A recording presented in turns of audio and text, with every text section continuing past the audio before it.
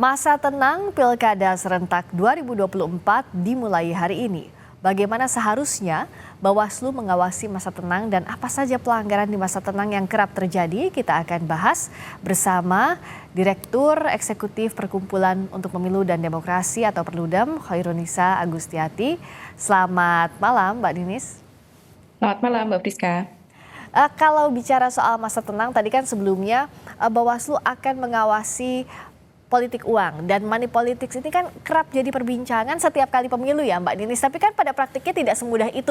Oh, kamu politik uang, kamu ditangkap. Oh, ada terlihat dengan nyata di depan publik, tentu tidak begitu kan. Pada praktiknya sulit untuk dideteksi. Nah, bagaimana Perludem melihat harus ada langkah lebih progresif lagi soal ini?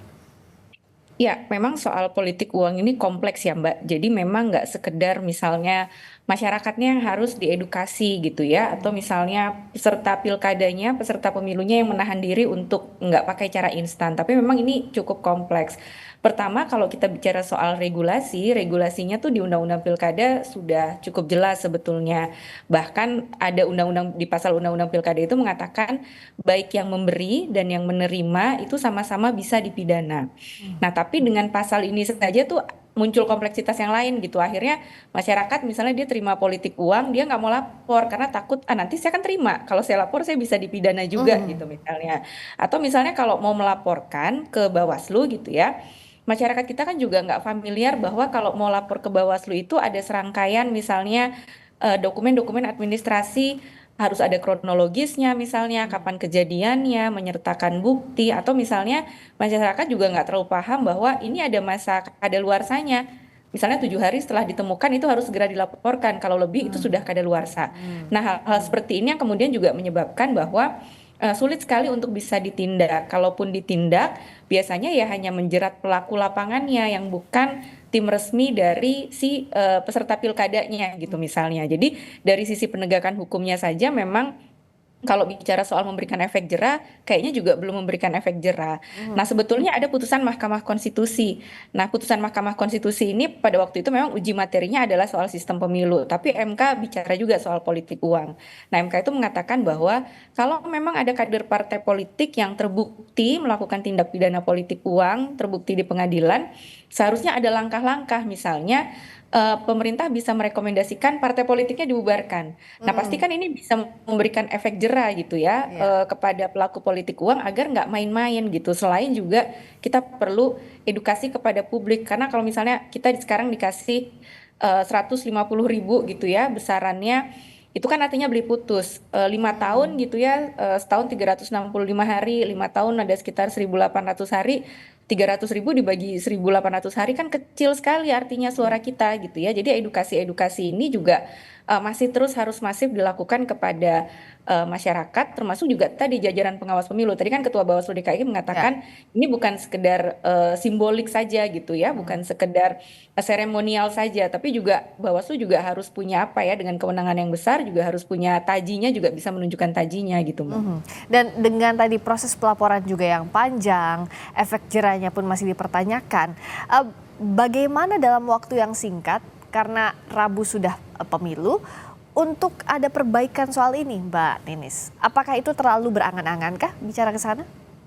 Ya, saya rasa kalau berangan-angan tidak juga gitu ya, karena kan kita bicara atau mengkampanyekan tolak politik uang ini, saya rasa memang sudah setiap kali pemilu selalu dibicarakan gitu. Nah, sebetulnya ada momen-momen di masyarakat gitu ya, yang menurut saya masyarakat tuh sudah mulai aktif dan peduli untuk menjaga demokrasi kita gitu ya. Jadi misalnya kampanyenya kan semakin masif di media sosial gitu ya. Nah, sekarang di 3 hari menuju hari H ini, ya tadi Bawaslunya harus apa ya, harus bisa lebih progresif dan juga tahu selain memetakan tadi ya kerawanan Ya, titik-titik di mana, tapi juga modus-modusnya seperti apa. Karena sekarang mungkin udah nggak ngasih cash sebelum hari H lagi. Kalau dulu ya. kita kenal istilah serangan fajar, tapi mungkin sekarang ada istilah pasca bayar, pakai uang digital gitu ya. Ya, betul. Modus-modus ini juga harus diketahui oleh pengawas pemilu. Jadi bukan berarti kalau nggak menemukan lalu ya sudah berarti nggak ada, tapi dengan modus-modus yang lain ini Bawaslu juga harus bisa tahu juga gitu ya bentuk-bentuknya yang sekarang tuh lebih update lagi kan, lebih canggih lagi mungkin tadi dengan Iya. uang digital yang mungkin nggak ketahuan dan sebagainya. Iya, karena bicara soal serangan fajar dengan modus yang mungkin saja berkembang dan pasti juga akan berkembang, bagaimana untuk mengawasinya di pra dan pascanya? Karena yang kita perhatikan untuk serangan fajar, money politics ini kan hanya pra-nya saja ya, Mbak Ninis, Ya. yang jadi perhatian bukan pascanya yang bisa jadi modus baru. Ya, nah pasca bayar yang bisa diperhatikan adalah dia kadang-kadang target politik uang tuh bukan hanya kepada pemilih, yang tadi misalnya serangan fajar dan sebagainya dibagikan sebelum orang ke TPS. Ya. Tapi bisa juga kan politik uang ini terjadi saat proses penghitungan dan rekapitulasi suara. Karena proses rekapitulasi suara kita kan masih manual dan berjenjang ya. Nah, kalau di TPS mungkin semua mata orang melihat proses penghitungannya seperti apa. Nah, Ya, tapi ketika misalnya sudah oke. mulai rekapitulasi gitu ya, dibawa ke kecamatan, ke kabupaten kota, ke provinsi, ini kan semakin jauh dari masyarakat nih. Ya. Mungkin yang memantau juga semakin Mhm. sedikit, dan karena prosesnya yang lama, manual dan berjenjang, potensi untuk jual beli suara yang targetnya adalah penyelenggara pemilu itu juga bisa terjadi. Nah, ini yang Oke. pasca tadi Baik. itu. Nah, makanya Ya. salah satunya kalau dari KPU sendiri mempublikasikan, mentransparasikan hasil rekapitulasi, kan KPU punya Sirekap ya. Ya. Itu kan publik Oke. jadi bisa mengontrol gitu loh Ya. kalau ada Baik. perbedaan suara dan sebagainya. Oke, langkah progresif inilah yang dinantikan karena waktunya sempit sekali menuju pemilu 27 November ini. Terima kasih Mbak Hoirunisa Agustiati, Sama-sama, Mbak. Direktur Eksekutif Perludem. Terima kasih.